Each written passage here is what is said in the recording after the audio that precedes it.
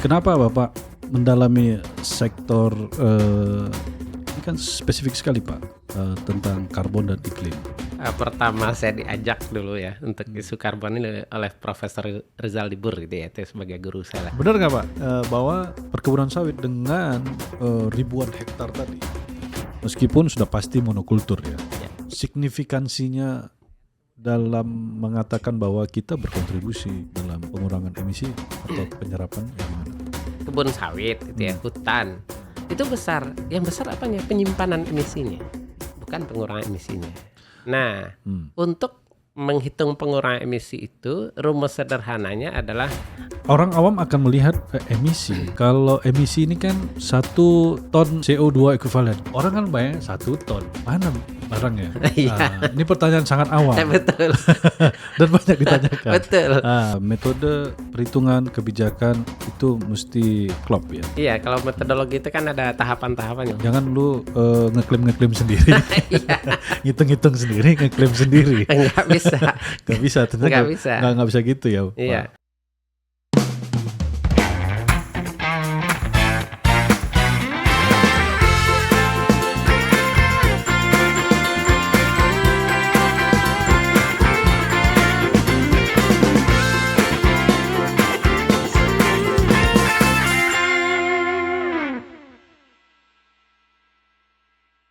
Semangat pagi Sobat Papa, kembali lagi ketemu dengan saya Roni Wirayuda di Field Cup kita. Saya mungkin masuk kaum milenial. Dengan beberapa orang baby boomers, itu kalau dulu kita kalau mendengar bulan yang ada berbernya bisa dipastikan masuk musim hujan. Jadi kalau sudah mulai September, Oktober dan seterusnya itu musim hujan. Tapi belakangan ini nggak bisa dipastikan lagi. Berber itu nggak begitu. Jadi bisa saja masuk mulai bulan-bulan ber tapi panasnya luar biasa, atau awal-awal tahun hujannya juga luar biasa. Ini akibat dari iklim, perubahan iklim itu. Sesi kali ini kita akan banyak bahas terkait dengan hal yang tadi, perubahan iklim, kemudian bagaimana mitigasinya. Nah, sebelum memulai seperti biasa, saya mengulik satu quote yang saya rasa cukup mengena. Ini dari former presiden dari US, Barack Obama. Dia bilang begini, "We are the first generation to feel the effect of climate change, and the last generation who can do something about it." Jadi beliau berkata kita ini yang sekarang hidup ini adalah generasi pertama yang merasakan dampak perubahan iklim dan juga generasi terakhir yang dapat melakukan sesuatu untuk mengatasinya. Karena memang benar, kita merasakan benar ada dampak dari perubahan iklim tadi, seperti yang saya sampaikan tadi. Nah, bintang tamu saya pagi ini cukup luar biasa. Beliau sudah cukup lama malang melintang di dunia dan advokasi tentang perubahan iklim dan bagaimana mencoba untuk menginisiasi satu metode atau narasi bagaimana ini tetap ongoing, aksi-aksi untuk mengatasi perubahan iklim. Saya tadi pagi diberikan oleh beliau beberapa buku yang cukup menarik. Nanti kita akan ulik beliau, tapi teman-teman kita sambut dulu Bapak Muhammad Ridwan. Pagi Pak Ridwan. Selamat pagi ya. Mas Roni ya.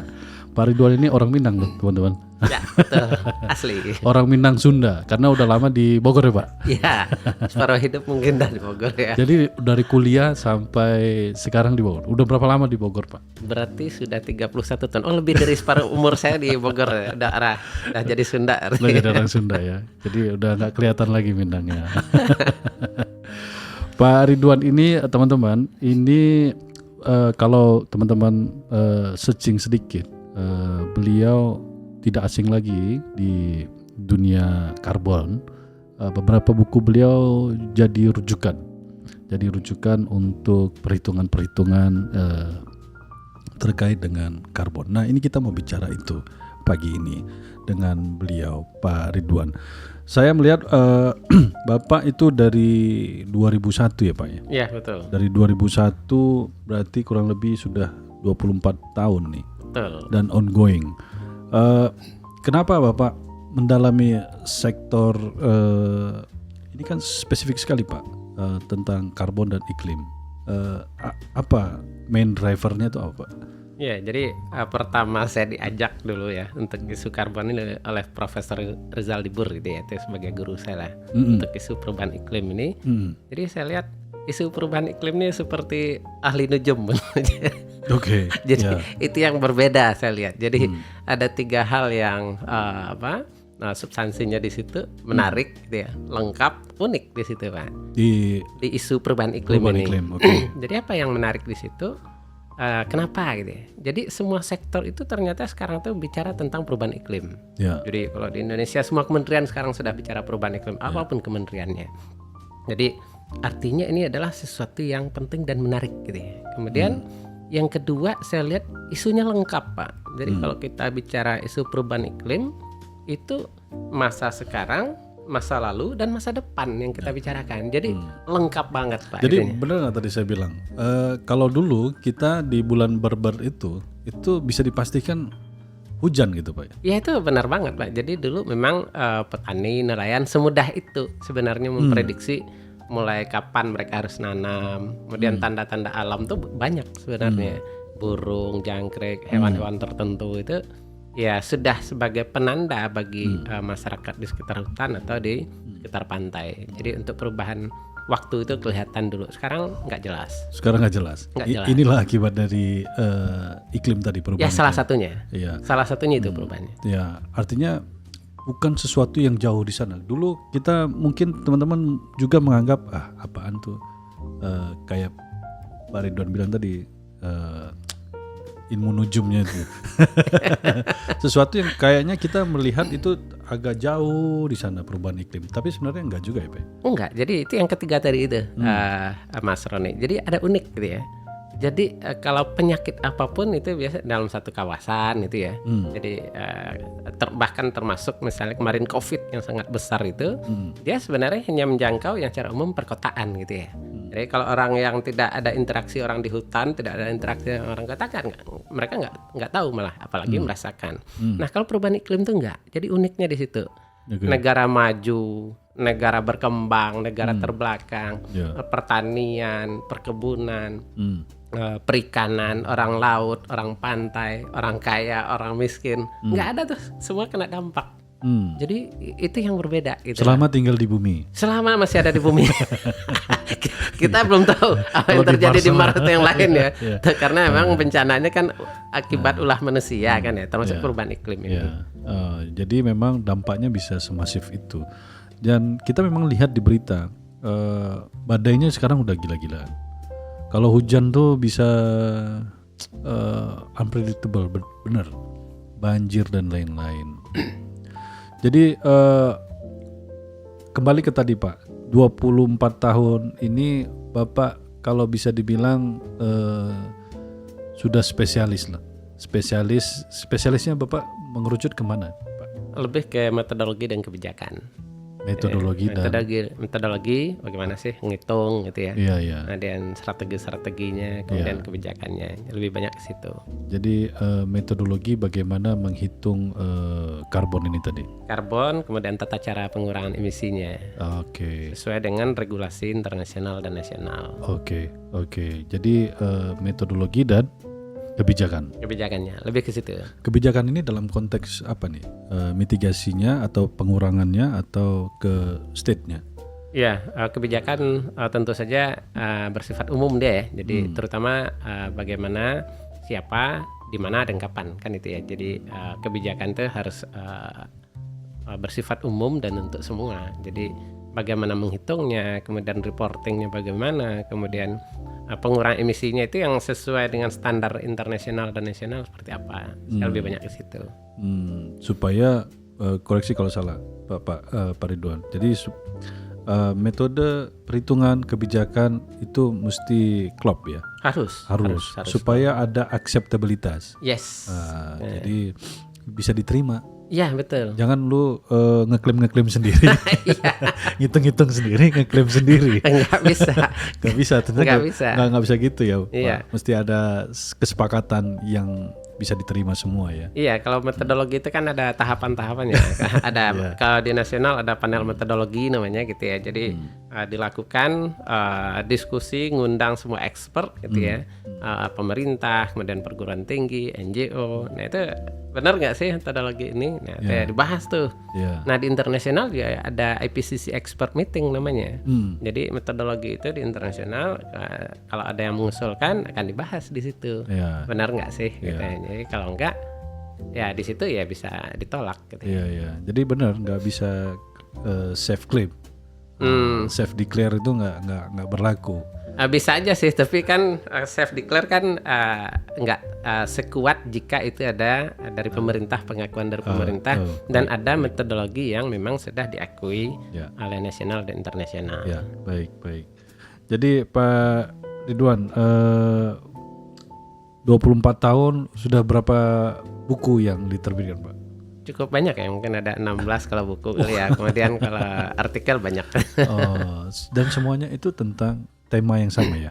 Umumnya iya, kehutanan dan perubahan iklim yang banyak. Kenapa Bapak harus menuangkan dalam bentuk buku? Saya melihat ini agak menarik teman-teman. Ini perhitungan penurunan emisi kegiatan real. Nah, kemudian ada buku tentang REDD, peluang HPH menurunkan emisi global. Ini terkait kehutanan ya Pak ya? Iya. Oke. Dan ini teman-teman yang paling menarik, ini menanam kita demi masa depan. Bukan judulnya saja, tetapi isinya itu dibuat dalam bentuk komik, kartun. Iya. Supaya ini kenapa Pak buat begini Pak? Ya, jadi itu sebenarnya yang komik itu buku Clean Development Mechanism tentang isu perubahan iklim. CDM ya? CDM ya, Clean Development Mechanism. Nah, itu mungkin buku pertama, kegiatan pertama sebenarnya di Indonesia. CDM sektor kehutanan, itu yang pertama di Indonesia. Terbit tahun 2012. 2012 teman-teman. Iya, jadi 13 tahun yang lalu. Jadi kegiatan CDM kita buat PDD-nya, Project Design Dokumennya. Nah tentu nggak semua orang bisa baca gitu deh. Kalau hanya dokumennya pasti nggak bisa baca ya. Karena teknis sekali ya. Karena teknis sekali gitu ya, dan itu berat. Jadi kita buat buku yang populernya. Nggak bisa juga anak sekolah baca kan, anak SD, anak SMP, masyarakat. Nah, lalu kita buat tuh versi kartunnya, versi komiknya, kartunnya.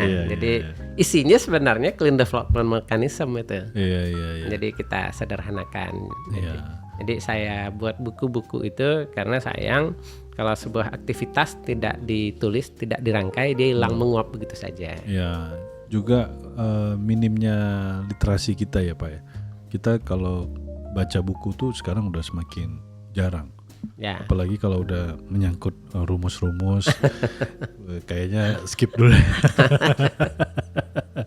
Jadi ini salah satu legacy untuk mengedukasi lah Pak ya, mengedukasi masyarakat umum dalam bahasa yang lebih sederhana. Ya, kalau yang komik begitu. Jadi supaya peduli juga dengan isu perubahan iklim. Sementara yang dua lagi itu sebenarnya tata cara penghitungan pengurangan emisi di sektor kehutanan. Nah, kayaknya sawit juga perlu kayaknya. Kita bisa atur itu. Baik, Pak Ridwan. Jadi teman-teman, beliau hadir di sini untuk kita banyak bicara tentang isu karbon dan pasar karbon nanti. Dalam konteksnya karena Field the Cup ini hostnya juga bergerak di industri sawit, nanti kita coba connect-kan apa dan bagaimana konsepnya gitu. Tapi sebagai pertanyaan paling mendasar dan juga refresh bagi yang lain, Pak Ridwan, sebagai pondasi tadi, sebenarnya apa yang dimaksud dengan perhitungan karbon tadi? Carbon accounting ini apa sih? Jadi perhitungan karbon itu sebenarnya bagaimana mengkuantifikasi sebuah kawasan atau emisi di perkotaan atau di transportasi, di industri menjadi satuan CO2. Itu sebenarnya sederhananya. Misalnya hutan atau kebun sawit, berapa sih sebenarnya kalau kita hitung jika dia terbakar gitu ya, itu berapa emisi yang terjadi? Kalau dia tidak terbakar, itu berapa emisi yang tersimpan atau yang diserap. Itu sebenarnya. Jadi secara sederhana, kalau dilakukan eksploitasi, Yes. baik dibakar maupun dibuka, Ya. itu berapa emisi yang hilang? Yes, begitu. Berapa emisi tadi sebenarnya dia disimpan gitu ya. Yang Jadi sebelumnya diserap, kemudian disimpan, kemudian kalau kita tebang itu bakal hilang gitu ya. Dalam satuan yang disepakati CO2 ekuivalen tadi. Ya, begitu. Ya, jadi konversinya semua ke sana. CO2. Semuanya ke sana. Oke. Apapun emisinya konversi ke CO2. Jadi kalau tadi ditebang, dieksploitasi, dia jadi hilang. Sebaliknya juga kalau dia dikonserv, Yes. itu berapa yang bisa kita saving? Yes, begitu. Jadi kalau ditanam, misalnya Mas Roni nanam pohon durian, berapa sih emisi yang diserap? 1 tahun pertama, 2 tahun pertama, 3 tahun pertama. Ya. Nah itu kerjaan saya gitu. Ya, CO2. Orang awam akan melihat emisi kan nggak tampak. Kalau gelas ini kan kayak ini. Gelas ini kita bisa pegang ya Pak. Ya. Kita bisa pegang, tangible dia. Iya. Kalau emisi ini kan 1 ton CO2 ekuivalen. Ya. Orang kan bayangin 1 ton. 1 ton itu kan berat ya Pak ya. Ya. Mana barangnya? Iya. Ini pertanyaan sangat awam Betul. dan banyak ditanyakan. Betul. Jadi bagaimana mengkonversi itu jadi 1 ton dan lain-lain? Jadi sepertinya imajiner gitu ya. Betul. Sebenarnya enggak juga. Jadi kalau dulu itu orang nanya seperti pertanyaan Mas Roni tadi, ngapain sih ngitung karbon yang seperti mengecat langit gitu. Jadi sebenarnya enggak juga gitu kan. Karena kita lihat pohon gitu ya. Satu pohon itu kan dia ada jelas sebenarnya bentuknya. Bentuk ukurannya kalau kita timbang kan ada. Oke. Nah, jadi kalau kita potong sebuah batang pohon itu, lalu itu batang pohon gitu ya, bahan organik. Nah, kalau kita keringkan hilangkan kadar airnya, jadilah biomasa di situ. Biomasa. Nah, hanya di situ biomasanya itu masih lengkap tuh. Ada nitrogen, ada mungkin sulfur, ada kalium, ada kalsium, ada magnesium, ada karbon, macam-macam di situ. Nah, kita kalau bawa ke lab itu bisa kita minta ke orang lab, coba pisahkan berapa sih karbon tersimpan di dalam batang kayu itu, di dalam daun itu gitu ya, di dalam tanah yang kita bawa itu bisa. Nah, kalau udah dapat karbonnya, jadi dari biomasa tadi, kalau kita bawa ke lab, dapat tuh persen karbonnya, Mas. Misalnya 48%, berarti kalau biomasanya 1000 kali 0,48 berarti biomasanya 480 kilo misalnya. Kalau dia 100 kilo 480, kalau 1000 kilo misalnya satu batang itu kita timbang biomasanya, nah kemudian 480 kilo. 480 kilo itu karbonnya. Nah, yang diperdagangkan jadi itu adalah CO2. Nah, bagaimana karbon jadi CO2? Tinggal kita konversi. C itu berat masanya 12 gitu ya. Dan O itu 32. Jadi 32 kali 2 44. 32 tambah 12 44 per 12 jadi CO2 gitu cara konversinya. Jadi sebenarnya terlihat. Nah, hanya emisinya nggak terlihat gitu, tapi wujudnya terlihat. Di pohon itu ada. Namanya karbon tersimpan. Gitu. Jadi kalau orang bicara emisi itu sebenarnya dia bicara 3 konteks. Kita mesti nanya apakah kalau dia menanam, yang Mas tanya tadi, itu disebut dengan penyerapan emisi. Nah, kalau dia biarkan, itu disebut dengan penyimpanan emisi. Kalau dia tebang atau dibakar, itu pelepasan emisi. Jadi dalam konteks perubahan iklim yang disebut emisi itu nggak selalu negatif. Karena ada penyerapan emisi sebenarnya kan positif itu hal yang baik gitu ya. Jadi kalau kita tebang, pelepasan emisi itu. Sebentar, tadi ada penyerapan, penyimpanan dan pelepasan.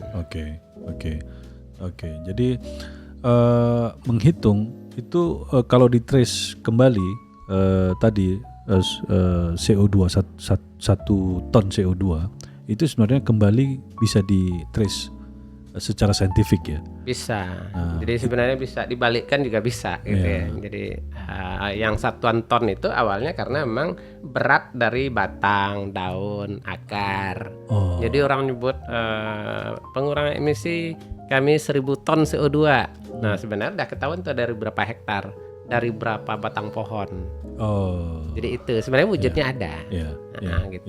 Ya, jadi saintifik semua. Saintifik. Iya, bukan datang dari langit, hitung-hitung, kira-kira gitu. Ya orang sih lihatnya kayak nujum sih. Iya, karena kan 1 ton CO2 dari mana beratnya tuh kayak gitu. Jadi kalau ada misalnya satu volume kayu gitu, maksudnya 1 ton gitu beratnya gitu ya. Nah, nanti di setiap kayu pohon jenis itu Mas, di Indonesia itu di Kementerian Kehutanan itu sudah ada namanya berat jenisnya. Katakanlah berat jenisnya itu 0,5. Berarti biomasanya itu sekitar 500 kilo. Nah, itu sesederhana itu sebenarnya cara ngitungnya. Jadi beratnya kelihatan tuh. Nah, itu biomasanya. Kemudian berapa karbonnya dikali 0,47. 500 kali 0,47 tadi itu berarti 235. Kilo gitu kan. Nah CO2-nya dikalikan dengan 44/12. Anggaplah kali 4 gitu. Jadi sekitar 800 kilo jika dia itu terbakar. Jadi emisinya segitu jika dibakar gitu. Sesederhana itu sebenarnya. Baru dikalikan luasannya berapa. Nah gitu betul gitu. Jadi kalau memang ternyata dia 1 hektar ya. Itu kan kalau biomasa. Tapi kalau dari misalnya kalau power plant, kalau perusahaan batubara rilis itu sederhananya gimana? Jadi cara ngitungnya sama aja sebenarnya. Emisi itu rumus umumnya adalah data aktivitas dikali faktor emisi. Jadi data aktivitas itu kalau di batubara atau BBM itu ya. Jadi jumlah volumenya dikali faktor emisinya. Tinggal volume berapa yang terpakai. Nah, berapa volume yang terpakai dikalikan dengan faktor emisinya. Faktor emisi ini itulah yang sudah jadi satu konsensus lah. Tapi itu melalui riset kan. Pasti. Ya, ketemu angka tuh pasti melalui riset dan beberapa dan asumsi juga ya yang disepakati. Betul. Silakan Pak Ridwan. Ya, ini kita fill the cup. Jadi kita kosongin nanti kita isi lagi. Oh, siap. Oke. Pak Ridwan, ini kan sekarang Indonesia beberapa tahun belakangan ini kan sudah mulai rame nih tentang konsep nilai ekonomi karbon ya. Bapak ngeliat gimana perkembangan pasar karbon ini? Apalagi terkait dengan Perpres yang baru terbit kemarin ya. Ya, saya lihat menggembirakan. Jadi apalagi dengan ada Perpres ini. Perpres 110 ini bakal terjadi percepatan yang luar biasa dibanding sebelumnya. Jadi apa game changernya Pak? Jadi tantangannya tentu saja adalah semua membuat metodologi, membuat dokumennya sebenarnya draftnya gitu ya. Jadi kelebihan dari Perpres yang baru ini sudah mengakomodir isu-isu swasta. Dulu kan sepertinya pemerintah aja pusat daerah. Ini swasta sudah jelas gitu kan. Nah kemudian juga sektornya nambah. Kalau dulu misalnya di 98 tahun 2021 itu sektornya hanya 5 gitu ya. Energi, industri, limbah, pertanian, hulu gitu, ketahanan olahan. Nah, ini nambah nih, sudah jelas disebutkan sektornya blue carbon gitu ya. Udah jelas tuh Jadi 6 sektor itu artinya makin serius gitu ya. Jadi dengan begitu saya lihat kemudian udah jelas disebutkan di situ ekonominya jelas dikaitkan. Jadi nggak hanya bicara pengurangan emisi, bukan, tapi untuk ekonomi gitu ya, ekonomi hijau gitu ya. Jadi udah jelas tuh di situ. Jadi ini akan mempercepat upaya pengurangan emisi nasional. Karena drivernya juga ada faktor ekonominya. Udah jelas ke sana. Sudah jelas. Nggak ada lagi ruang abu-abu di situ. Kalau Bapak lihat. Bukan ruang abu-abu, tapi perlu diturunkan ke level yang lebih teknis. Misalnya peraturan menteri. Itu. Nah kalau itu udah ada, udah cepat tuh. Karena udah dibuka semuanya sekarang. Termasuk peluang menggunakan metodologi dari voluntary gitu ya. Nah, baik. Bicara tentang voluntary itu Pak, koreksi kalau salah. Di dunia karbon ini kan ada kalau dibagi dua lah, ada compliance market dan ada voluntary carbon market ya, Ya. atau VCM itu. Kalau Bapak melihat korelasinya sektor kehutanan dan perkebunan sawit ini dalam dua skema ini bagaimana, Pak? Ya, jadi ada. Jadi terutama kehutanan dan lahan tuh ya, itu jelas sebenarnya di sawit juga masuk lahan kan. Iya. Jadi jelas baik yang compliance maupun yang voluntary itu sama-sama ada. Jadi isu volu di compliance ada, di voluntary juga banyak. Jadi diakomodir Mas intinya. Oke. Saya sedikit refresh Pak. Compliance market ini kan berarti namanya juga compliance. Ya. Satu industri itu di set satu baseline, kamu hanya boleh rilis sekian. Ya. Kira-kira gitu Pak ya? Itu untuk sektor energi. Itu untuk Kalau sektor untuk energi. volu itu beda, gitu ya. untuk Termasuk volu. lahan tuh beda. Jadi kalau untuk volu itu ada namanya referensi emisi. Jadi sebenarnya sama tuh baseline-nya itu ini referensi emisi. Ya. Yang Jadi kalau baseline, ketika dia yang dimaksud dengan compliance, selama dia tidak melebihi dari batas atas. ya batas atas emisi namanya kalau di sektor energi itu. Ya itulah namanya compliance. Enggak, compliance itu dia memenuhi kewajiban itu gitu ya. Ya, Jadi artinya memenuhi- masih tetap masih di di bawah. bawah itu, Di bawah. ya. Kalau dia di atas, dia sudah tidak comply lagi. Yes, begitu. Maka terciptalah nanti pasar di situ.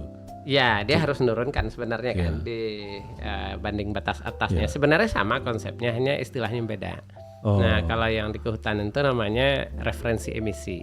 Oke. Jadi referensi emisinya ini misalnya sekarang tahun 2025 gitu ya. Nah, kemudian kita tahu tuh emisi misalnya satu perusahaan atau karbon tersimpan katakanlah satu unit manajemen gitu ya. 1 juta ton CO2 saat ini setelah kita lihat ini. Ternyata kita analisis ke masa lalunya 2015 itu ternyata 1.200.000 ton CO2. Sekarang tinggal 1 juta. Maka pertanyaannya berapa emisi yang tersimpan di 10 tahun kemudian? Berarti tinggal 800.000 kan? Jika tidak ada intervensi. Kemudian 20 tahun kemudian berapa? Berarti tinggal 600.000. Nah, itu namanya referensi emisi atau baseline. Jadi baseline dalam konteks isu perubahan iklim ini bukan masa sekarang atau masa lalu, tapi adalah proyeksi dari masa lalu, sekarang dan masa depan jika tidak ada intervensi. Jadi misalnya ya itu tadi itu. Saat ini kita hitung di sektor volu misalnya ya. Emisi tersimpannya 1 juta, setelah kita analisis 10 tahun lalu itu 1.200.000, maka jika tidak ada intervensi, tidak ada inovasi, maka 10 tahun kemudian tinggal 800.000 gitu ya. Dan semakin turun. Iya, makin turun. Dan 20 tahun kemudian tinggal 600. 30 tahun kemudian tinggal 400. Itu baseline namanya. Oh, baseline-nya berarti yang Kita ingin menghitung baseline di tahun berapa? Oh, Nah, saya tahun 2030, Oh. tahun 2040. Tapi itu adalah hasil proyeksi dari masa lalu dan masa sekarang. Jadi gitu, tuh Mas. Nah, kalau yang tadi itu kalau industri energi kan dia relatif flat ya. Emisinya karena dia gunakan bahan bakar sekian ya, makanya kalau dia tidak akan nambah bahan bakar ya segitu emisinya. Nah, makanya dibuat batas atas emisi, dia harus di bawah itu.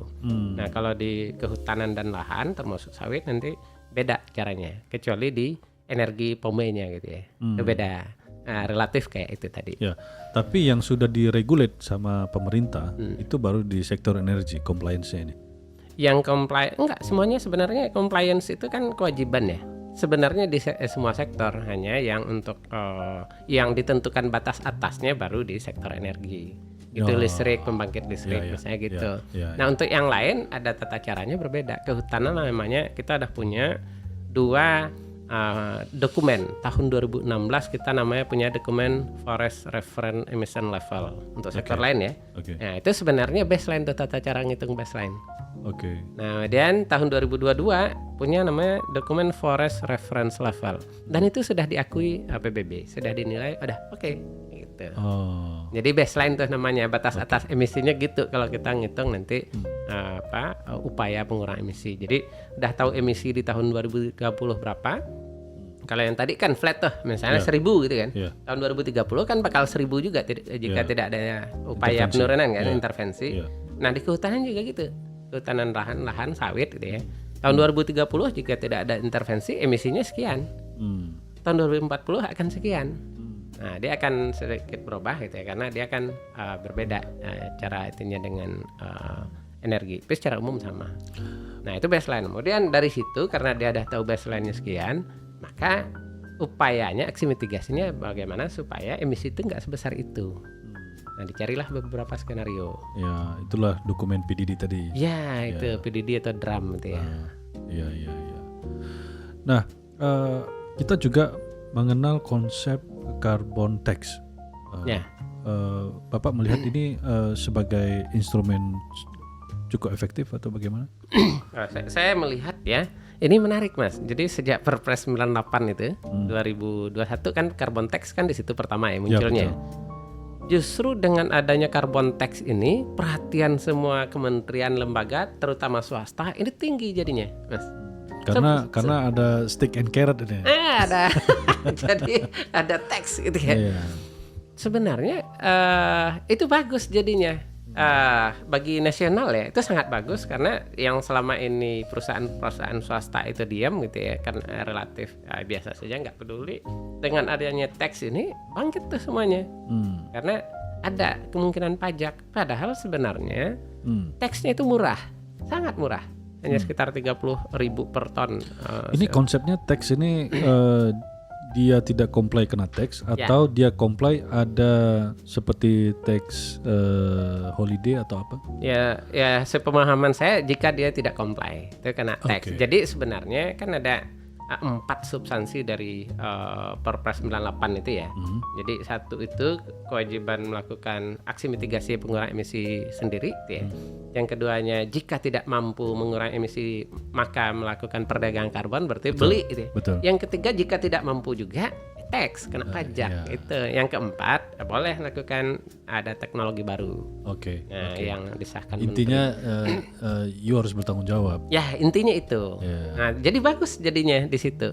Sebenarnya kalau saya diskusi dengan perusahaan-perusahaan nasional dan multinasional yang besar, mereka sebenarnya nggak mau kena pajak itu meskipun 1 ton, padahal murah kan. Tadi berapa Pak? Hanya sekitar 30.000 dulu ya. Sekarang kan mau direvisi tuh. Murah sekali itu. 30.000 per ton CO2. Itu sangat murah. Sangat murah. Sangat murah. Jadi berapa sih gitu kan bagi sebuah perusahaan? Dibandingkan kalau di luar-luar? Bukan itunya, enggak pajaknya aja gitu ya. Bukan harga karbonnya ya. Bukan, maksud saya. Tadi kan harga pajaknya saja itu jika tidak comply ya. Tidak comply ya. Itu 30.000 per rupiah. 30.000 rupiah per hanya ton. Dua itu ya. Nah, maksud saya ketika bilang murah, komparasinya ke misalnya di luar saya nggak komparasi di luar dibanding dia melakukan aksi mitigasi sebenarnya Pak. Jadi dibanding dia mempersiapkan lahan, mengganti alat gitu ya, dan mendatangkan macam-macam untuk aksi itu jauh lebih murah. Tapi perusahaan nasional dan multinasional yang banyak saya diskusi itu mereka nggak mau membayar itu meskipun 1 ton CO2, meskipun 30.000. Nah, saya nanya kenapa gitu. Apa sentimennya? Jadi jika itu ternyata mereka bayar tax untuk emisi, artinya mereka tidak comply Mas. Tidak green company. Itu meruntuhkan perusahaan kami, image perusahaan kami.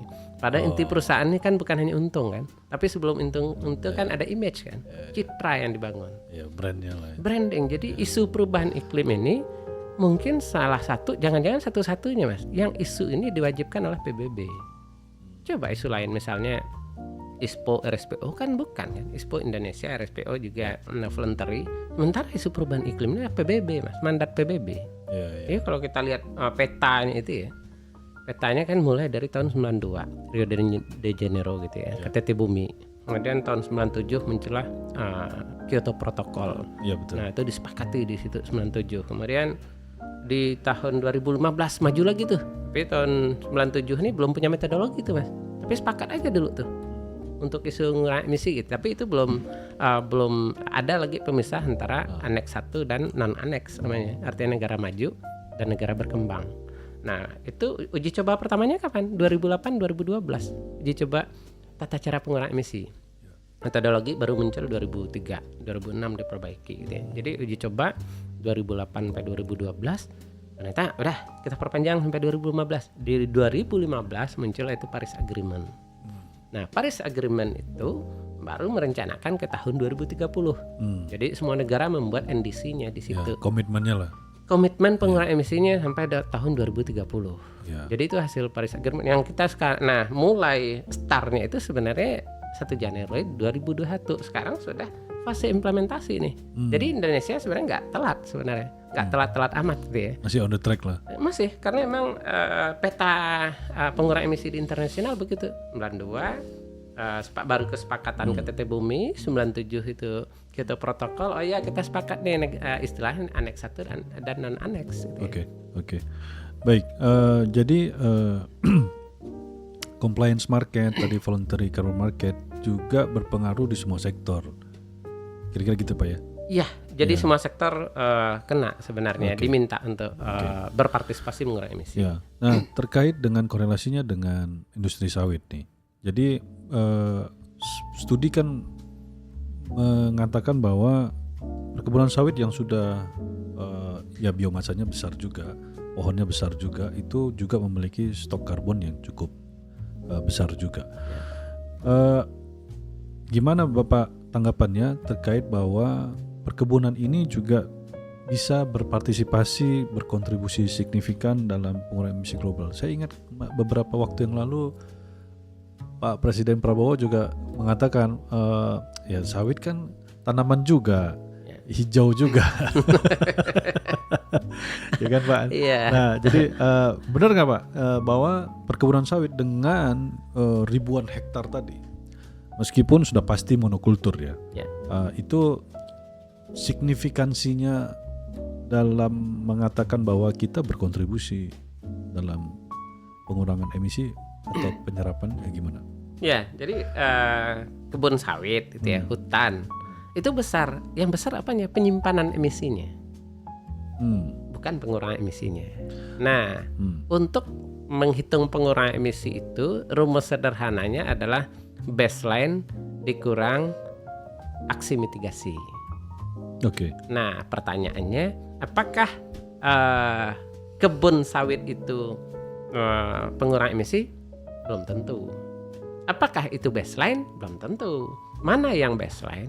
Baseline tadi kan itu sederhana, rumus sederhananya itu adalah jika tidak ada intervensi, maka stok karbonnya atau penyimpanan emisi di waktu yang akan datang sekian, atau pelepasan emisinya.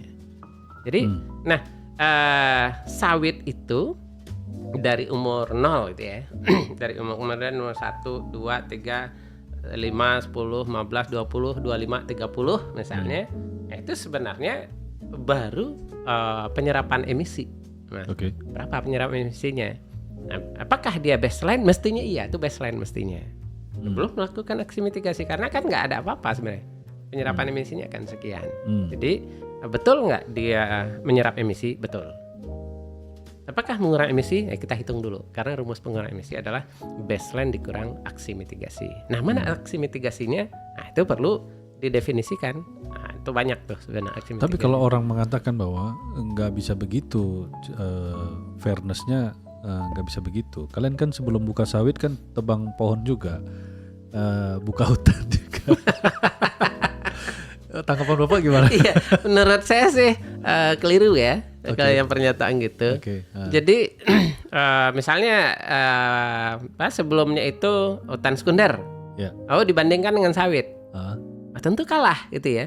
Hutan sekunder katakanlah stok karbonnya 160 ton karbon per hektar, sawit misalnya 80, minus, enggak begitu. Atau misalnya orang nanam dari semak belukar, stok karbonnya 15, sawit jadi 80, berarti dia plus 65 per hektar. Enggak begitu. Jadi masa lalu itu ya disebut dengan periode referensi. Nah, jadi masa lalu ini biarkan berlalu gitu. Jadi dia referensi saja, itu periode referensi. Nah, itu yang kita proyeksikan ke depan sebenarnya. Jadi pertanyaan sederhana justru dibalik, Mas Roni. Misalnya Mas Roni punya perusahaan nih, luasnya 10.000 hektar sawit gitu ya. Maka pertanyaannya, jika Mas Roni tidak menjadikan areal itu sawit, maka tahun 2030 dia jadi apa? Oh, logika berpikirnya begitu. Di isu perubahan iklim begitu, yang disebut baseline itu, jika tidak ada intervensi, dia jadi apa? Jangan-jangan kalau areal yang Mas Sawit bangun sekarang sawit itu udah jadi, areal sebelumnya kebun ilalang, Sekunder. ilalang Iya. gitu tanah Iya. ilalang atau semak belukar, maka dia akan stok karbonnya tetap aja sekitar 15 ton karbon per hektar di tahun 2030, 2040. Ya, atau malah jadi pabrik gitu. Atau jadi pabrik. Nah, kalau dia jadi pabrik kan udah jelas tuh minus gitu kan. Iya. Nah, pembandingnya itu yang disebut baseline. Jadi diproyeksikan ke depan. Oh. Nah, itu yang disebut dengan baseline. Jadi, nah atau misalnya jika tidak dijadikan sawit, itu jadi padi gitu loh, Mas. Atau dia jadi jagung. Ya, Kalau tidak, nah itu yang disebut dengan baseline. ya, Makanya misalnya satu areal yang 10.000 itu jika tidak jadi sawit, jika bukan perusahaan Mas Roni itu ya, kemungkinan apa? Mungkin saya yang ngambil jadi perusahaan sawit juga, ya. atau Mas Dwi jadi sawit juga gitu. Ya. Mas Glenn jadi sawit juga gitu kan. Atau perusahaan lain jadi jagung. Ya. Nah, itu yang baseline, Mas. Iya. Jadi jika tidak ada, tapi faktanya Mas jadiin itu sawit. Ya. Nah, maka baseline sawit itulah dijadikan baseline. Ya. Lalu Mas ingin jadikan dia aksi mitigasi. Bagaimana caranya? Berarti kalau proyeksi kita sawit di areal Mas Roni itu stok karbon di umur 25 tahun 80 ton karbon per hektar, maka apa upaya kita dia di atas itu? Banyak tuh pilihan-pilihan aksinya gitu loh, Mas. Ya. Jadi nggak bisa sehitam putih itu mengatakan bahwa kalian kan udah merilis emisi sekian dengan menebang pohon. Belum tentu begitu. Enggak, bukan begitu, bukan hanya belum tentu, enggak begitu cara Enggak ngitung, begitu. enggak begitu. Itu masa lalu itu referensi namanya. Iya. Jadi katakanlah Mas Roni punya areal 10.000 hektar gitu ya. Betul. Dulu dia adalah semak belukar. Maka sebenarnya bukan semak belukar nih jadikan baseline, bukan. Ya. Jadi baseline-nya adalah jika karena izinnya ada sawit, maka sawit berapa stok karbonnya ke depan. Ya. Jadi kalau dia semak belukar sebenarnya Mas bisa dengan mudah ngitung, oh dulu 15 sekarang 80. Jadi saya ada untung dong 65 ton kalikan 10.000 kalikan CO2. Iya. Atau sebaliknya dia hutan sekunder. Ya. Hutan sekunder 160 ton karbon per hektar, lalu ini 60 minus 80, nggak begitu. Ngitung baseline itu namanya base year, tahun dasar saja. Oke. Nah, itu yang kita hitung sebagai periode referensi. Di bagian periode referensi ada base year namanya, tahun dasar. Oke. Jadi nggak begitu cara ngitung baseline. Baik. Saya sedikit refresh tadi, Pak Ridwan. Jadi tadi ada 3 emisi tadi ya. Ya. Menyimpan, menghasilkan, Menyerap. menyimpan, Kalau ditanam menyerap, penyerapan emisi. ya, menyerap Kalau dia dibiarkan dikonservasi, menyimpan, penyimpanan emisi. dan melepas. Kalau dibakar atau terdekomposisi, Ya. melepaskan atau ditebang. Ya, dari tiga ini, saya mau sedikit balik dulu dengan penjelasan sederhana. Apa itu karbon kredit? Jadi karbon kredit itu adalah karbon yang dihasilkan sebagai upaya pengurangan emisi sebenarnya. Jadi kegiatannya bisa rehabilitasi atau penyerapan, bisa kita mengkonservasi atau penyimpanan, bisa kita melakukan pencegahan deforestasi atau kehilangan emisi. Secara sederhana kalau dianalogikan gimana ya? Jadi karbon kredit itu satuan yang dihasilkan dalam satuan ton CO2 itu ya. Nah, itu yang diperdagangkan nanti. Satuannya ton CO2 itu ya. Jadi karbon kredit itu yang kalau sudah divalidasi, diverifikasi, dikeluarkan sertifikatnya, itu yang diperdagangkan. Ya. Kegiatannya dari mana? Nah, bisa di sektor energi, sektor industri, pertanian, perkebunan, kehutanan. Ya. Dibuat satuannya sama, Mas. Jadi CO2. Ya. Jadi akibat saya melakukan intervensi, mitigasi, dia tidak lepas. Iya. Saya punya stok lah. Yes, begitu. Kira-kira Sederhananya gitu. Misalnya jika karena Mas intervensi gitu ya, yang seharusnya dulu ada hutan sekunder, nah ini tetap hutan sekunder dianya. Ya. Atau Mas melakukan penanaman yang dulu ada ilalang atau semak belukar, jika tidak ada intervensi dia tetap begitu. Mas tanam nih sekarang. Ya. Nah itu bisa dihitung karbon kreditnya. Jadi karbon kredit itu setelah kita menghitung dokumennya. Nama dokumennya apa? Nah di Indonesia namanya DRAM, dokumen rencana aksi mitigasi. Kalau yang di dulu yang dari PBB CDM itu namanya PDD, Project Design Document. Ya. Nah yang voluntary banyak nyebutnya PD. project dokumen. Nah, kemudian kalau Indonesia kerjasama dengan World Bank apa namanya, ERPD misalnya, Emission Reduction Project Dokumen. Barangnya itu juga sebenarnya. Juga. Isinya dokumen pengurangan emisi. Satunya carbon credit tadi itu. Ya, betul. Jadi saya punya stok berapa sekarang? Kira-kira gitulah. Bukan hanya stok, pengurangan emisinya Mas. Aksinya. Kalau stoknya 80 itu ya. Ya. Bukan itu yang dinilai untuk carbon credit, tapi adalah gapnya. Jika Mas nanam sawit di umur 25 tahun, stok karbonnya 80 ton karbon per hektar, maka Mas membuat intervensi lain. Dia jadi 100. Nah, karbon kredit itu 100 kurang 80 itu. Itu jika Mas menanam misalnya arealnya itu adalah semak belukar gitu ya. Jika dibiarkan per hektarnya tetap 15, maka Mas nanam gitu ya, nanam agroforestry itu apa itu ya. Makanya Mas klaim nanti itu di tahun 25 tahun kemudian stok karbonnya menjadi 150. Maka yang karbon kreditnya itu ada 150 kurang 15 tadi. Itu. Jadi gapnya dari upayanya aksi mitigasi. Aksi dari dibanding aksi baseline-nya. Yalah, artinya maksud saya dari perbedaan tadi. Yes.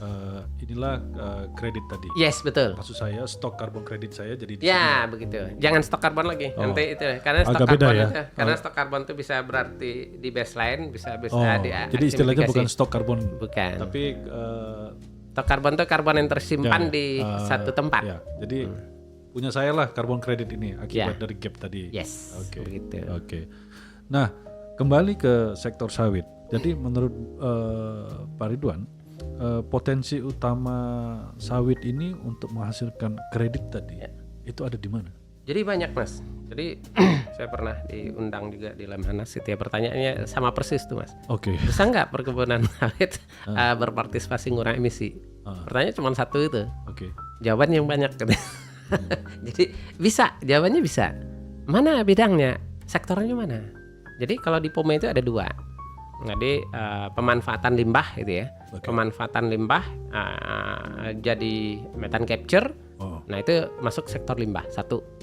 Kemudian yang kedua, dia manfaatkan lagi methane capture-nya itu menjadi pembangkit listrik. Digunakan untuk perusahaannya atau disalurkan ke masyarakat. Nah itu masuk pengurangan emisi di sektor energi. Kemudian yang ketiga, mengganti pupuk dari anorganik menjadi pupuk organik atau menjadi pupuk hayati. Nah itu masuk sektor pertanian. Gitu ya. Nah kemudian yang keempat, nah ini yang belum tersedia metodologinya. Kalau tadi udah tuh di nasional dan internasional. Nah yang keempat adalah misalnya ada area HCV-nya itu sendiri, misalnya dihitung baseline-nya, kemudian dilakukan aksi, kemudian dilihat ada gap-nya. Nah itu adalah potensi pengurangan emisi. Sebenarnya ada yang kelima nih.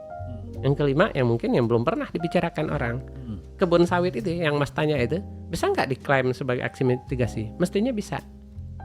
Hanya belum ada metodologinya.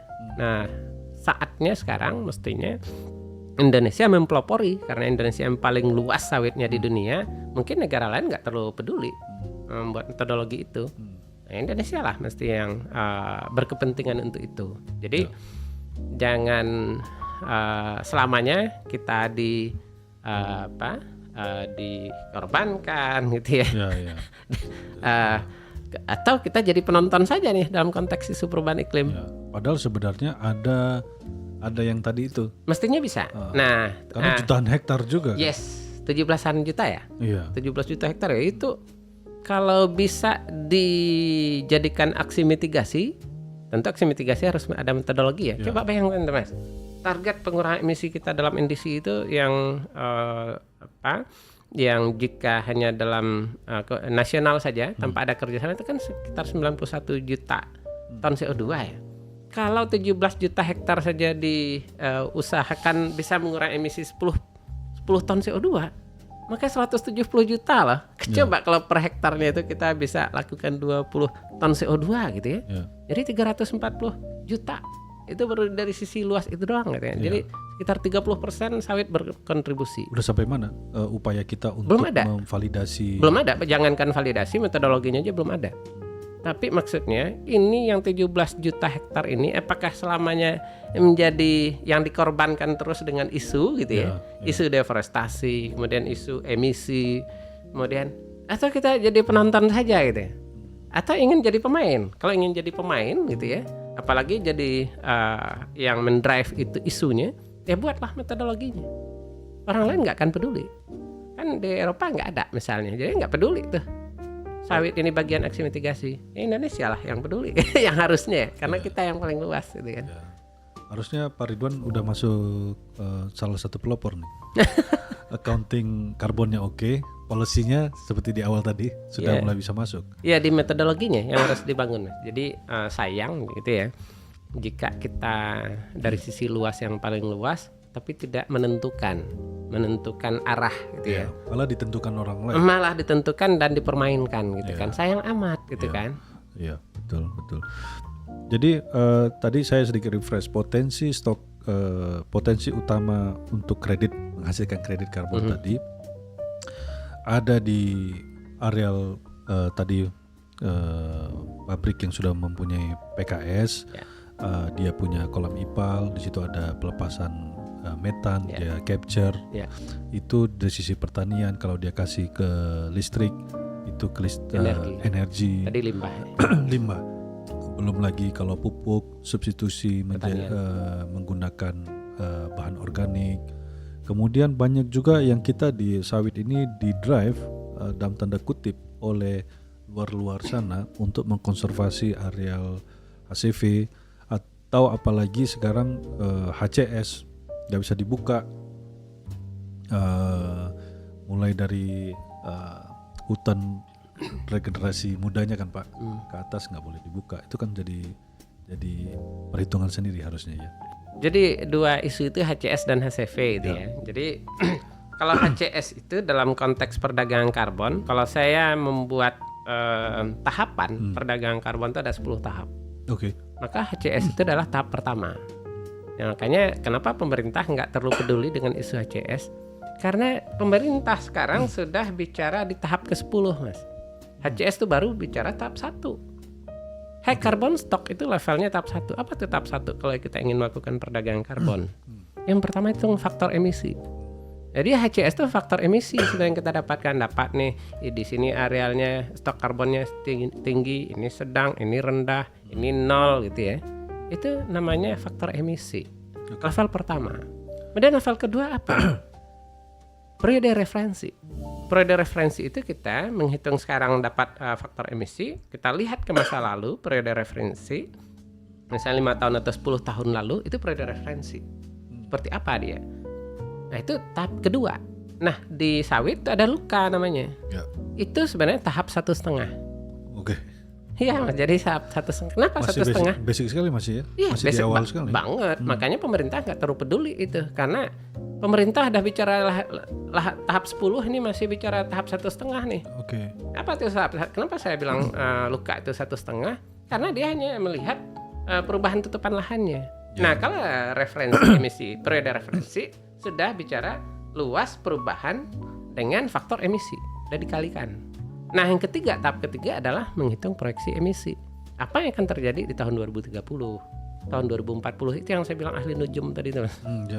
Tahun 2050, 2060, jika tidak ada intervensi. Nah, itu tahap 3. Tahap 4-nya apa? Baseline, kita gabungkan tuh semuanya. Faktor emisi yang HCS tadi, periode referensi, proyeksi emisi, kita gabungkan jadi baseline. Tahap 5 apa? Kita tahu baseline-nya, kita buat aksi mitigasi, perencanaan aksi mitigasi. Tahap 6 baru pengurangan emisi gitu ya. Nah, tahap 7 baru tuh kita susun dokumennya jadi draft gitu ya, atau jadi PDD. Tahap 8-nya validasi tuh, validasi oleh pemerintah gitu ya.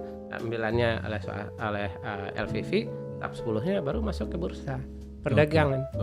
Nah, ini yang tadi itu HCS itu tahap 1, Mas. Jadi saya udah sampaikan sebenarnya ke teman-teman dari dulu, ini kalau mau HCS ini masuk ke isunya pemerintah, ini nggak jadi isu lagi di pemerintah, ini dasar banget, ketinggalan zaman. Saya udah sampaikan itu dari dulu itu. Jadi gitu Mas. Tapi perlu nggak ya? Perlu, bagus untuk mendapatkan faktor emisi. Tapi kalau hanya berhenti di situ dia jadi tidak berguna dalam konteks perubahan iklim ini. Terlalu jauh ketinggalannya Mas. Oke. Kemudian bagaimana dengan HCFV? HCFV ini bagus Mas itunya, konteksnya. Tapi perlu juga ditingkatkan gitu ya. Ini memang belum apakah misalnya areal HCFV bisa nggak dijadikan sebagai aksi mitigasi? Nah persoalannya selama ini orang menganggap kalau itu sudah kewajiban tidak bisa lagi jadi aksi karena udah kewajiban dalam konteks additionality gitu ya. Jadi misalnya ACV itu udah diwajibkan gitu ya, maka nggak bisa lagi. Apa iya gitu kan? Apakah selamanya jika faktanya jika tidak ada intervensi dia akan hilang lalu kita biarkan? Misalnya termasuk juga misalnya areal pemerintah, taman nasional, hutan lindung, apakah tidak terjadi deforestasi? Tidak terjadi degradasi? Terjadi. Lalu mestinya di situ regulasi itu enggak, dengan adanya itu regulasi lalu tidak terjadi deforestasi, tidak terjadi degradasi, tidak terjadi kebakaran, tidak terjadi dekomposisi. Enggak kan? Enggak juga. Enggak, untuk itulah sebenarnya kehadiran isu perubahan iklim ini adalah untuk mendongkrak itu keluar dari masalah dasarnya. Nah, apa parameternya? Parameternya penghitungan referensi emisi. Kita proyeksikan ke depan. Jika tidak ada intervensi, maka termasuk areal HCV bakal hilang. Itu kan dah kewajiban. Iya, kewajiban, tapi kan nggak sanggup. Jangankan perusahaan swasta gitu ya. Pemerintah aja nggak mampu untuk melindungi hutan konservasi, hutan lindung. Untuk itulah sebenarnya kehadiran isu perubahan iklim ini untuk membantu menjaga itu, membantu perusahaan, membantu pemerintah, membantu masyarakat. Kembali ke sawit tadi, Pak Ridwan. Dari tadi beberapa potensi yang tadi, itu yang belum ada metodologinya, itu mengklaim jutaan hektar tadi sebagai perhitungan atau menjadi kita bisa klaim sebagai kredit. Berarti kalau tidak ada metodologinya itu nggak bisa kemana-mana juga, nggak bisa diperdagangkan. Nggak bisa. Apa yang mau diperdagangkan? Gimana caranya? Iya, nggak ada kesepakatannya. Ya? Nggak ada. Iya. Kenapa nggak ada? Karena nggak ada yang buat mendevelop metodologinya, Mas. Sayang sekali jadi. Banget. Jadi negara lain peduli nggak? Enggak, karena itu bukan concern mereka. Negara-negara maju lebih banyak memproduksi metodologi untuk energi, industri. Yang jadi concern mereka. Karena itu adalah persoalan negara mereka. Nah sementara kita yang paling luas sawitnya, kita malah ikut permainannya aja. Metodologinya nggak ada gitu. Jadi kita nari di gendang orang lain. Ini maaf ya, saya mohon maaf pada ahli-ahli sawit semuanya gitu ya. Yang dituduhkan oleh negara lain gitu ya terhadap isu sawit ini kan isu emisi. Jadi emisi, kita dituduh sebagai emiter. Gitu ya. Kemudian jawaban kita apa selama ini? Satu, cara ekonomi itu meningkatkan ekonomi masyarakat. Kemudian cara kedua apa? Biodiversity-nya tetap bagus kok gitu kan. Cara ada ketiga, ACS, ada ACV. Ada ACS, ada ACV, kalau ekonomi masyarakat meningkat. Yang ketiga, itu membantu pendapatan asli daerah, membantu pembangunan daerah. Tuduhan mereka itu adalah emisi.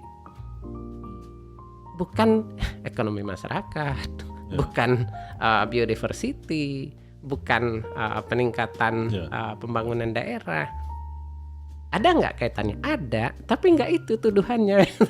Untuk itu ketika tuduhannya adalah emisi, maka kita jawab dengan emisi juga. Bagaimana caranya?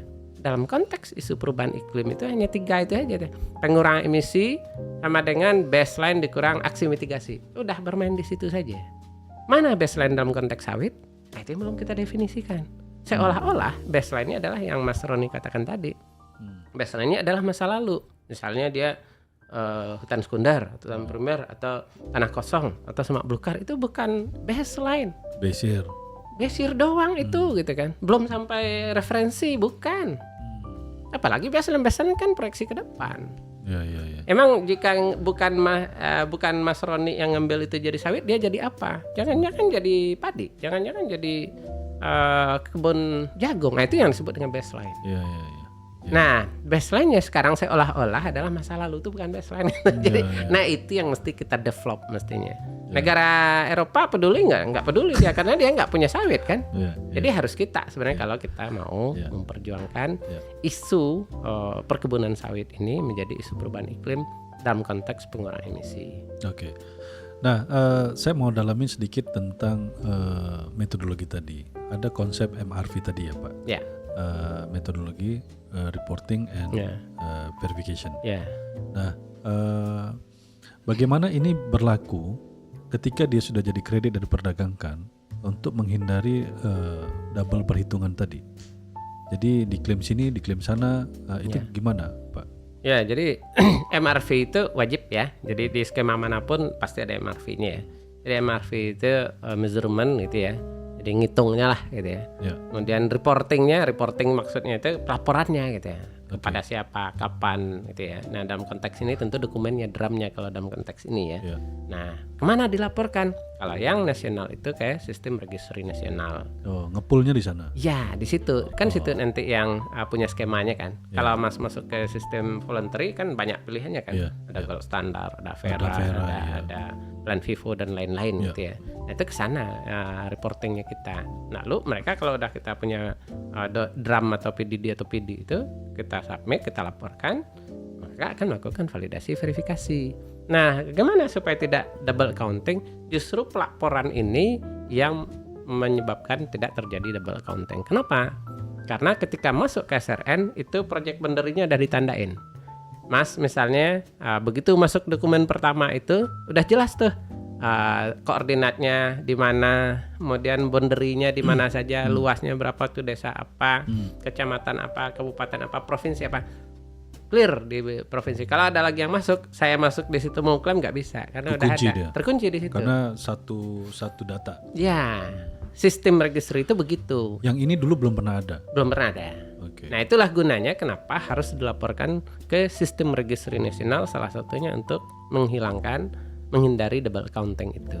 Kalau dulu kan Mas klaim, saya klaim, orang lain klaim gitu kan.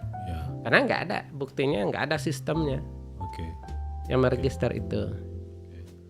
Oke, baik Pak Ridwan, kita juga banyak mendengar istilah blue carbon. Ya. Oke. Apa ini dan konteksnya gimana ini bisa memberikan nilai tambah untuk perkebunan sawit yang memang kadang ada bersinggungan dengan blue carbon. Ya, jadi blue carbon itu kan nomenklatur pertamanya itu muncul di Perpres 98 tahun 2021. Ya. Itu istilah blue carbon tuh di Indonesia baru di situ munculnya, sebelumnya nggak ada. Jadi itu kabar baik tuh bagi sektor perikanan itu ya, yang punya mangrove, punya lamun gitu ya. Nah, kemudian di Perpres terbaru itu bukan hanya disebutkan tapi sudah menjadi sektor sendiri. Jadi kalau udah jadi sektor sendiri, wah itu udah lebih keren lagi karena udah diakui gitu kan. Jadi udah ini kemajuan luar biasa untuk blue carbon. Jadi apa saja ya kan, kalau di luar itu kan ada 3 tuh. Satu mangrove gitu ya. Kedua lamun, 3 salt marsh. Nah, kita hanya ada 2 itu, mangrove dan lamun. Jadi lamun itu, nah kalau memang kita punya mangrove atau lamun, maka perlu kita hitung tuh. Itu udah lengkap lah ya metodologi. Itu yang belum tersedia. Karena baru kan, isunya kan baru. Enggak, secara internasional? Internasional juga belum, tapi kalau untuk mangrove-nya udah bisa kita pakai yang kehutanan. Pencegahan deforestasi, degradasi bisa itu ya. Tapi kalau itu dikaitkan dengan blue carbon dia belum, apalagi lamunnya masih tuh. Jadi kita belum punya tata cara untuk menghitung referensi emisinya seperti apa. Yang baru ada itu baru tata cara pengambilan data, berapa, tapi juga berapa plotnya misalnya untuk lamun tuh belum disepakatkan, belum ada SNI-nya juga gitu ya. Jadi masih baru lah gitu ya. Sedang berproses tuh untuk membuat metodologinya. Jadi kurang lebih sama kayak cerita 17 juta hektar itu juga ya? Begitu juga. Mestinya sih sawit udah dari dulu ya, karena kan udah lama. Isu politisnya udah lama banget.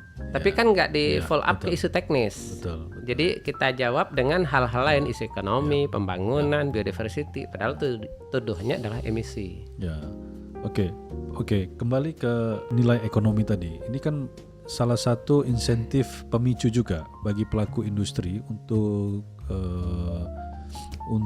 mulai dalam tanda kutip ternyata ada duitnya juga nih.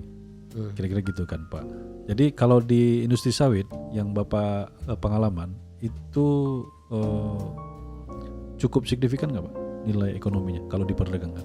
kalau dia manfaatkan misalnya dari pome gitu ya, kemudian energi, kemudian dia tambah lagi pupuk, itu cukup sangat signifikan sebenarnya. Jadi sudah banyak belum di Indonesia? Belum banyak, sangat sedikit. Di sawit nih emang terlambat banget mas itunya ke arah pembuatan drum ini. Sawit tuh baru mulai itu bangkit tuh menurut saya baru setelah Perpres 98 2021. Tapi belum tersedia kan metodologinya yang banyak gitu ya, apalagi HCV gitu kan masih diperdebatkan seolah-olah itu kewajiban doang. Mestinya sih itu bisa bagian dari aksi mitigasi. Untuk itu bisa disusun sebenarnya metodologinya. Termasuk yang kebun sawit itu sendiri ya perlu dibuat lah. Gitu ya, kita lah yang buat, orang luar tuh nggak akan membuat itu. Jadi secara sederhana mungkin awam, ini kan ada bursa karbon ya Pak ya? Yang tadi kita bicara kalau ada perusahaan saya tidak comply, saya butuh karbon sekian, maka berdaganglah di situ ya. Iya. Kalau dari sisi harga, Bapak melihat bagaimana mekanisme? Sudah mulai aktif belum? Kalau Geliat-geliatnya. Kalau harga kan sebenarnya di bursa karbon setahu saya, yang pertama dibuka di September 2023 kan ada tuh barang masuk, habis kan? Setelah itu belum ada lagi barang masuk. Jadi, sampai sekarang belum masuk lagi. Jadi orang membandingkan gimana dengan harga internasional? Ya nggak bisa dibandingkan karena kita tokonya dah buka tapi barangnya belum ada. Siapa yang mau datang atau beli kan transaksi? Tapi kalau ingin melihat bagaimana compliance dengan voluntary harganya, buka saja di Carbon Price Today. Jadi di situ ada sampai sekarang itu tadi malam saya cek gitu ya, harga karbon untuk yang compliance itu di Uni Eropa itu sekitar 76 euro per ton CO2. Kemudian di Cina juga ada gitu ya, di Korea Selatan, kemudian di UK, Australia, New Zealand. Nah, bagaimana dengan voluntary? Voluntary itu rendah sekarang, di bawah $1. Di bawah $1? Di bawah $1. Artinya apa? Artinya sebenarnya kalau kita ini menurut saya melihat perbandingan internasional sudah terjadi puluhan tahun gitu ya lebih dari 10 tahun lah. Jadi kecenderungan harga compliance itu lebih tinggi dan kecenderungan harga compliance itu cenderung naik dari tahun ke tahun. Jadi kalau kita lihat harga, makanya saya pede banget. SRN itu kalau barangnya ada, itu saya yakin harganya akan lebih mahal daripada voluntary. Pembandingnya apa? Pembandingnya adalah yang di internasional yang udah terjadi. Itu jauh lebih tinggi. Trennya begitu. Dan tren ke depan itu yang compliance itu akan lebih tinggi. Kenapa lebih tinggi? Karena ada pengakuan pemerintah, Mas. Pengakuan pemerintah itu yang paling kuat sebenarnya. Anda yang voluntary itu, misalnya yang pernah terjadi itu ya, mereka ada dagang tiba-tiba dicabut. Gimana coba? Jadi itu resiko kan. Resiko voluntary itu besar. Ya. Nah, kecuali ada MRA kan. Tapi jika terjadi sesuatu kan bisa juga nanti dicabut apa gitu kan. Jadi makanya di internasional buka aja Carbon Price Today yang compliance itu jauh lebih tinggi. Nah, sebenarnya kita mestinya melihat harga itu, lihat yang sudah terjadi gitu. Dan trennya ke depan gimana? Tren yang compliance cenderung naik. Nah, untuk perusahaan sawit yang ingin serius menggarap tadi, Pak Ridwan, memasuki pasar karbon ini, menurut Bapak apa langkah-langkah strategis di awal yang harus dipersiapkan? Jadi kalau ingin masuk data karbon kan tadi asumsikan saja teknologinya udah ada ya. Jadi kayak pupuk organik kita bisa pakai biomasa atau lain aplikasi. Katakan juga biogas yang sudah ada. Apa langkah-langkah strategisnya? Jadi seperti yang saya sampaikan tadi, untuk perdagangan karbon itu ada 10 tahap yang secara teknis ya. Nah, sebenarnya di peraturannya nggak begitu, boleh drum disusun duluan gitu ya. Jadi di tahap ke-7 itu drum gitu ya, penyusunan drum. Dokumen rencana aksi mitigasi. Dokumen rencana aksi mitigasi gitu ya, atau PDD lah, Project Design Document. Nah, setelah itu buat dulu drumnya, Mas. Jadi kalau perusahaan yang sudah melakukan methane capture, buat drumnya, dokumen rencana aksi mitigasinya. Nah, itu nanti yang disampaikan ke sistem registry nasional. Nah, untuk apa? Untuk divalidasi bahwa benar nggak sih itu ya. Mereka sudah melakukan pengurangan emisi, metodenya mana? Oh ini cocok, oh ini nggak cocok. Validasi lah pemerintah, gitu kan. pemerintah melihat cuman kesesuaian metodologi dan struktur laporan. Kalau itu udah oke, checklist, kemudian bisa divalidasi, verifikasi oleh lembaga independen. Nah, itu tahap ke-9, 8, 9. Itu semua sudah ada di Indonesia? Udah, termasuk udah. penilai tadi? Udah ada. LVV kita sudah ada 8 kalau nggak salah sekarang. Jadi sudah ada. Nah, kalau ingin masuk ya buat drumnya dulu, dokumen rencana aksi mitigasi. Nah, buat drumnya itu, nah, kalau itu udah tinggal dinilai nanti berapa. Misalnya kalau yang sekitar 5.000-an hektar itu, kalau 5.000-6.000 ya, itu kan dia bisa 25.000 ton CO2 pengurangan emisi ini untuk per tahun itu. Untuk yang POME gitu ya, sektor limbahnya. Untuk energinya juga 15 ribuan. Jadi kedua itu dia 40.000 ton CO2. Kalikan aja harga gitu kan. Harga itu berapa sekarang? Misalnya waktu pembukaan kan $4,6 gitu ya. Nah, tinggal dikalikan sebenarnya. Cukup tinggi sebenarnya Mas itu. Tapi lagi-lagi perdagangan karbon itu awalnya bukan untuk bisnis. Tapi itu adalah sebenarnya additionality saja. Jadi tambahan lah gitu kan. Jadi bukan bisnis utamanya. Kalau sawit Ya, tetap betul. aja bisnis utamanya sawit gitu ya. Pasti, Hutan tetap hutan. Itu adalah tambahan. Ibaratnya ceperannya lah. Ya, tapi kalau saya lihat Mas, ini orang membuat sertifikat pengurangan emisi ini tujuannya ada 3. Oke. Kalau saya analisis ya. Ya. Yang pertama itu branding, ini yang paling banyak. Perusahaan-perusahaan besar, Betul. nasional dan multinasional itu mencari yang pertama ini. Yang kedua itu adalah saving. Ya, maksud saving ini istilah saya ya. Saving itu dia simpan jika nanti ada kewajiban dia mengurangi emisi, dia udah punya. Ya, ketika regulasi kayak di sektor energi tadi, Yes, begitu. dia udah aman. Punya aman. Ya. Yang ketiga, trading. Betul. Jadi jika dia tujuan dasarnya emang untuk trading gitu loh Mas. Ya, Untuk ya. trading ini dia harus menghitung nilai ekonomi. Tapi kalau yang pertama kedua enggak. Ya. Nah, yang sebenarnya ada yang keempat nih. Yang keempat nih gabungan 1 2 3. Dia di branding dapat gitu kan. Kemudian di saving dia ada cukup. Lebihnya dia trading kan. Tapi kalau perusahaan-perusahaan multinasional yang besar gitu ya, yang saya tahu yang termasuk klien-klien saya, itu mereka lebih ke 1 dan 2. Oke. Jadi mereka lebih ke branding dan saving. Ya. Jadi Pak Ridwan ini dalam konteks penyusunan drum tadi, Bapak punya lembaga lah ya. Iya. Lembaga apa Pak? PT Cedar Karya Tama Lestarindo.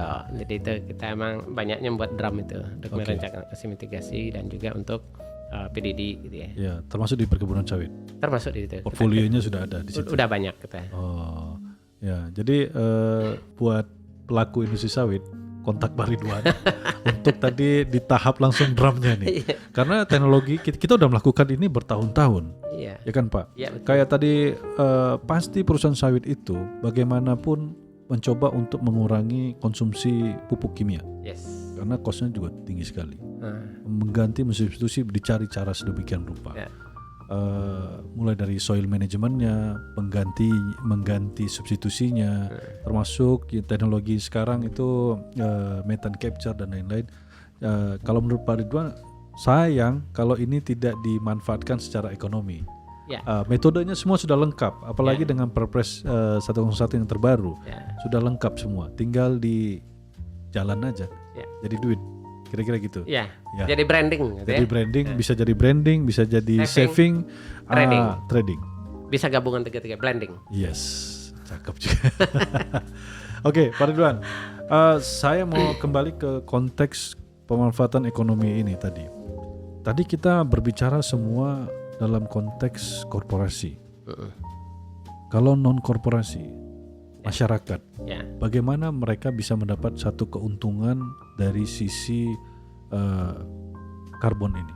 Ya, ini menarik Mas ya. Jadi kalau korporasi tentu bisa langsung gitu ya.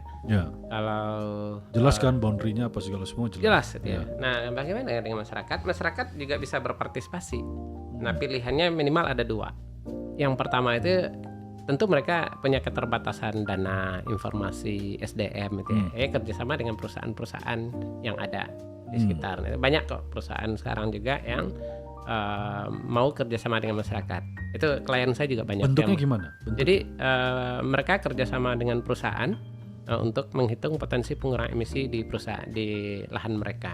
buat drumnya, tetap buat drum.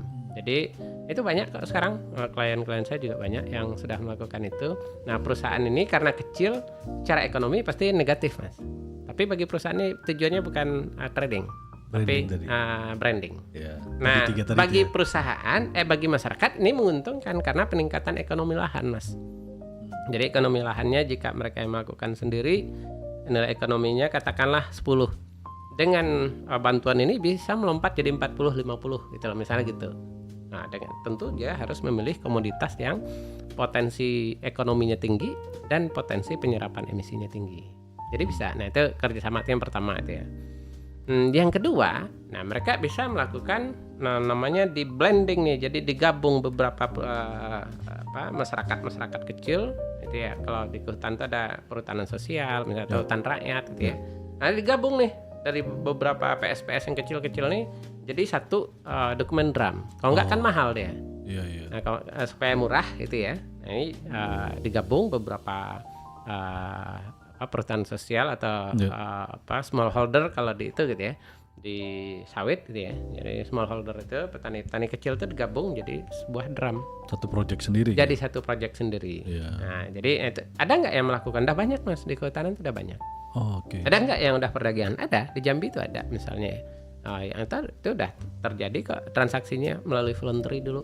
Oke. Sebelumnya ada nggak yang lain? Ada, misalnya di Sumatera Barat dulu juga ada dengan Belanda. Udah banyak yang kecil-kecil itu juga. Oke. Baik Pak Ridwan, ini 1 jam lebih ini ngobrol-ngobrol. Ya ini mungkin agak teknis ya teman-teman. Tapi kalau teman-teman sudah mulai masuk tentang narasi tentang karbon, tadi yang disampaikan Pak Ridwan itu mudah-mudahan bisa banyak mencerahkan dan menjelaskan. Pak Ridwan, terakhir ini takeaways kita. Menurut Bapak apa poin kunci yang harus diingat oleh pelaku industri sawit atau perusahaan pada umumnya bahwa terkait pasar karbon supaya ini nggak sekedar tren-tren aja, benar-benar mencapai satu keberlanjutan dan jangka panjang. Apa yang harus diingat, Pak? 1, perubahan iklim ya kata kuncinya. Oke. Itu sudah terjadi dan itu akan terus terjadi. 2, kita sebagai pelaku perkebunan sawit gitu ya, terdampak secara branding karena di itu gitu ya, karena terus dibully gitu ya. Iya. Nah yang ketiga, apakah selamanya kita hanya jadi bahan olok-olokan saja atau jadi pemain, atau kita justru jadi penentu? Menurut saya sih kelapa sawit Indonesia sudah saatnya jadi pemain dan penentu regulasi. Kenapa? Nah, ini yang keempatnya, karena potensi pengurangan emisinya besar. 17 juta hektar itu bukan angka yang sedikit. Betul. Tinggal kita mengkuantifikasi menjadi sebuah metodologi, kemudian itu dipublikasikan, kemudian disampaikan kepada para pihak, ini loh metodologinya, ayo kita bahas bersama. Jadi isu kita mainkan, jadi kita yang berperan, jangan selamanya menjadi objek bullying gitu ya, bullying isu perubahan iklim. Saatnya kita menentukan arah isu perubahan iklim dalam konteks perkebunan sawit. Iya. Oke, baik. Pak, yang ahli-ahli menghitung carbon accounting ini punya asosiasi? Sebenarnya ada, Indonesia ada gitu ya. Ahli perhitungan karbon ini sudah ada di Indonesia. Tinggal diinsentif aja, didorong sama pemerintah untuk benar-benar serius lah ya. Ya, bisa pemerintah, bisa juga sebenarnya swasta. Kayak GAPKI, asosiasi lah gitu ya. Untuk membuat itu menjadi sebuah kalau pemerintah sendiri kan isunya banyak gitu ya. Jadi pemerintah butuh sebenarnya bantuan dari pihak swasta. Kalau bukan dibantu swasta, kita NDC kita nggak akan tercapai. Karena di kehutanan sendiri ya, Mas ya. Itu kan memang sebagian besar areal kan memang swasta. Ya, betul. Pemerintah kan sedikit saja. Jadi di sawit juga swasta besar gitu ya. Kalau nggak ada kerjasama dengan swasta, NDC kita sulit untuk tercapai. Oke. Dari sisi pemerintah, sisi kebijakan, apa menurut Bapak atau pandangan Bapak yang harus diperbaiki dalam waktu dekat? Dalam konteks sawit? Enggak, dalam konteks carbon trading dan manajemennya. Kalau dalam konteks carbon trading kita sudah punya perpres terbaru gitu ya, dan itu sudah bagus banget dan itu harus diturunkan di level menteri. Jadi bagaimana di sektor pertanian, kehutanan, perkebunan, energi dan lain-lain menjadi implementatif. Dan itu saya rasa sudah maju banget. Dan itu yakin akan berkembang, perdagangan karbon Indonesia akan berkembang banget dibanding waktu sebelumnya. Baik, sip. Baik. Wah, ini saya sengaja ini pegang ini terus teman-teman supaya saya ngikutin perbincangan ini dan sangat beberapa sesuatu yang begini ternyata definisinya, begini pemahamannya. Jadi teman-teman, ini sudah sampai di akhir perbincangan. Terima kasih sekali Pak Ridwan. Mudah-mudahan ini sebagaimana maksud kita di awal tadi, bahwa semakin banyak orang yang aware terhadap perubahan iklim ini dan mulai mengambil peran untuk melakukan sesuatu meskipun kecil, tapi kalau kolektif dari sisi individu, dari sisi korporasi, pemerintah, masyarakat bisa dan ada nilainya.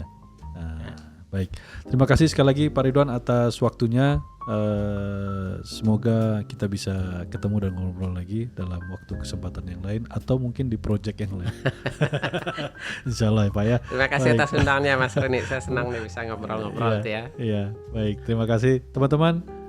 Sampai ketemu di sesi berikutnya di Field the Cup because I know you know. Bye bye.